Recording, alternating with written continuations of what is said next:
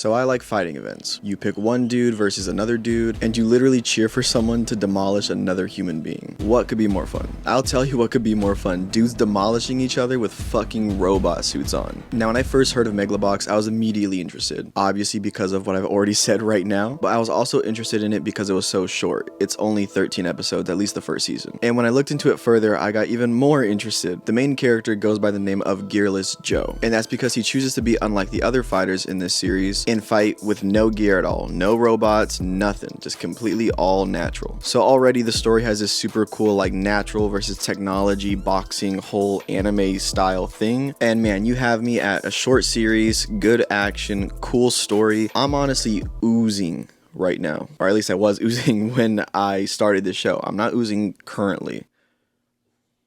So I finished the first season in about a day and a half. You can definitely finish this show in a single day. I was just busy, so I couldn't do that. But if you like the show or just have a morning or an afternoon or an evening free, you can definitely finish it. And one of the main reasons I was super excited about this show is I think some of the shorter series out there end up being some of the best. Now, if I'm honest, this show is overall pretty good, but I do have some issues with it. One of the main reasons why I didn't come off the first season loving this show is just the ending. It's extremely hollow. And in general, the big championship fight at the end and all this stuff that most boxing and sport movies and anime shows or whatever usually hype up the most was completely flat in this show. It honestly was garbage. And while I mentioned that the show initially, in my opinion, had a cool gear versus no gear kind of system going on, beyond like the first few episodes when they do mention this, it really doesn't play a big role at all anyways. It just really isn't a huge focus, and it doesn't make a massive impact because our main character has no gear and he's fighting characters with gear. He still wins and he still loses, but not necessarily because of the gear itself. And this could also be a bad thing, being that the show is so short. We don't get a lot of time for the gear system to develop or for our main character to go through a bunch of fights with no gear and kind of get taken down. We obviously kind of have to speed things through, so that could have definitely influenced it too. I do feel like if the gear system was a little bit more developed, and if our main character had a little bit more of an internal crisis going, if he should go gear or no gear, it would be way more cool and also more interesting, because I think in the first or second episode he decides to go no gear and then it's pretty much just irrelevant after that. And the whole attitude of the show pretty much completely all the way through is our main character has no gear, so let's just try extra hard and win, and that's pretty much what happens every fight, so it doesn't really end up mattering all too much anyways. Now, there is a season 2 of this show, so it's definitely possible that they go more into the gear system in that season and kind of develop it further, but obviously we're just talking first season here, and in my opinion it really drops the ball in developing any sort of storyline with this gear system, and honestly just kind of feels a little empty and almost irrelevant. Just because the show does take place in the future, you don't need them to fight with gear for it to be a futuristic fighting show. It could still definitely just be a boxing show set in the future and it not have gear at all. Just my opinion. Obviously the gear does make it look cooler and make it kind of seem more interesting, but overall it doesn't matter too much anyways, so why is it even there? Now, in my opinion, my main enjoyment from this show came also from its biggest downside, it being that the show is just so short. It isn't a commitment, it isn't something you have to spend weeks watching or months or weeks waiting for something to come out. The first 2 seasons are already out, and you can finish the first season in a day. You actually might be able to finish the first and second season in a day if you start early enough. And in my opinion, this first season feels more like kind of like a movie in terms of how it's paced and how it's presented, rather than a show, if that makes any sense. Now, despite all the negatives that I brought up, I still, like I said, overall do like this show. It's a very fun show and it's easy to watch. It's not a super complex show with all these different plot points or anything like that. And overall, it is a great ride throughout the whole show. It has good music, good action, a good art style. So even if I was dog shitting on the show earlier, it is good. I obviously just need to point out my negatives and some of the biggest flaws I found out about this show. And the show does pretty much everything really quickly. Within the first episode, we pretty much have our main cast established at that point. We got our main character, we have the old school trainer who's tough on our main character, we got the kid who's kind of part of the team, and in all these boxing movies or sports movies, he kind of brings the emotion in and gives us a childlike, almost naive point of view throughout the whole story. Now, while it being short definitely makes it approachable for a new audience and new anime watchers, I do hope people that watch this show and kind of come away from the first season or even the second season feeling a little bit empty or not maybe completely satisfied do at least try to move on to other genres or other sports anime also, and I hope this doesn't distract them or deter them from diving deeper into anime, if that makes any sense. And the actual world itself, and outside of this whole boxing story, the world is really cool and the concept behind everything is really dope. The general story and the outline of most of the characters I enjoyed completely, and it's set up to be a really dope story all the way through. However, I would be lying if I said I didn't leave the show a little bit disappointed or dissatisfied. And also something I kind of want to touch on here that I probably should have mentioned earlier, but I'm going to mention it now. One of my other biggest issues with the ending fight scene is the rivalry between the main character and obviously the big fighter at the last fight and the championship fight and all this stuff. Their rivalry is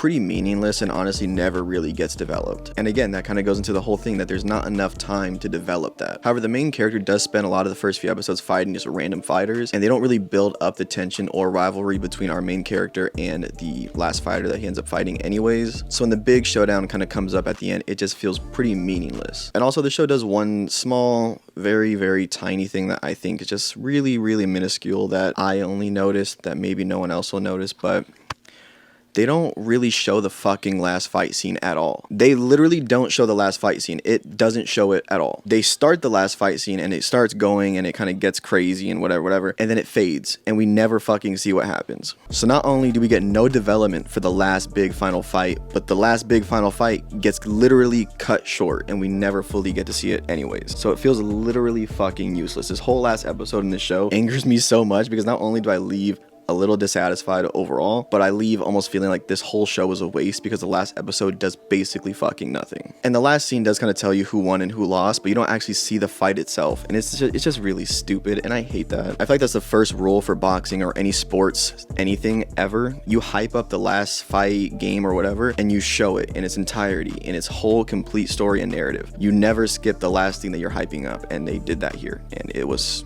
stupid. Now you could say definitely maybe the show's point isn't to really have that big fight scene and instead just give you the story of the main character, and it's meant to kind of distract from the actual fighting, and we're meant to dive into the character itself and dissect that versus the actual fights. And that's completely valid. That is totally something that this show could do and that any show could do. But there's a reason why in Naruto they don't skip the Chunin exams and just show the ending. There's a reason why in One Piece they just skip all the development and just get to, you know, Luffy finding the One Piece treasure or whatever. Stories need time, and not even necessarily need a lot of time, but if they're gonna have time, use that time to develop whatever it's working towards. If it was working towards a character study or a dissect of the main character, it should do that in the very beginning and leading up to that, and it really doesn't. We don't even get too much backstory on our main character in general. It's mainly on the characters around him and kind of the world, not even necessarily him itself. So if that was the show's purpose, it does a really bad job at doing that, and that makes me almost dislike the show even more. I think if the story outside of the fighting and everything like that was built up enough, I would be okay with missing this last fight scene and it kind of being underwhelming, but the main fact is that it wasn't doing that. It never did that. The whole last episode, and even maybe last 2 episodes, feel so rushed. It feels like the writers and animators honestly had no fucking idea what to do with the show and how to end it properly. They just kind of just fumbled their way to the ending. And as you can tell, overall, I feel really conflicted about this show. On one hand, I like it. On one hand, I leave the show feeling like, dang, that was a cool 13 episode little series. On the other hand, I'm thinking that was almost a waste of my time. The ending sucked. The main character has no backstory. Why did we spend all this time to not even get the big main fight scene? So I'm super conflicted, as you can see, as I said. So I don't know how to feel. I don't know how to feel. Overall, I think it is enjoyable, and I do think it's worth watching, but I think keep your expectations low. A series like this can definitely come off very pretentious in what it's trying to do by not giving you that main fight scene, and like I said, trying to be this whole character study thing, but I still look at it as a fighting anime, and that's my